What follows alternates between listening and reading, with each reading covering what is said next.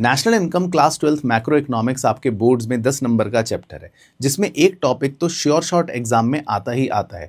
वो है national income की कैलकुलेशन या उसके प्रिकॉशंस। तो आपके 3 मेथड्स हैं नेशनल इनकम कैलकुलेट करने के। अब फॉर्मूले तो सब बच्चे उसके लर्न कर लेते हैं, लेकिन ज़्यादातर बच्चे प्रिकॉशंस में गलती करते हैं। आपको ये ध्यान रखना है कि तीनों ही मेथड्स के प्रिकॉशन आपको अच्छे से एग्जाम में करके जाने हैं, एंड मोर इम्पॉर्टेंटली आपको तीनों ही मेथड्स के जो स्टेप्स ऑफ कैलकुलेशन है उन्हें अच्छे से लर्न करना है। जब मैं बच्चों से पूछता हूं कि स्टेप्स ऑफ कैलकुलेशन बताओ वाइल कैलकुलेटिंग नेशनल इनकम, चाहे इनकम मेथड हो या एक्सपेंडिचर मेथड हो या वैल्यू एडिशन मेथड हो, तो बच्चे फॉर्मूले लिखना शुरू कर देते हैं, जबकि ऐसा नहीं है।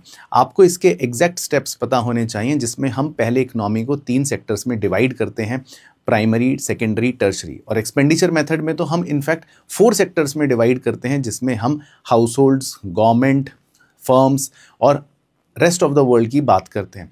तो आपको स्टेप्स अच्छे से लर्न करने हैं, पहली चीज।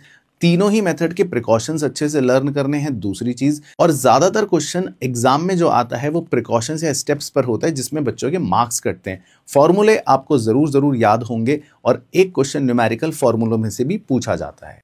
क्या देख रहे हो? रील खत्म हो गई है, शेयर करके फॉलो कर देना और स्क्रॉल कर दो अगली रील पर।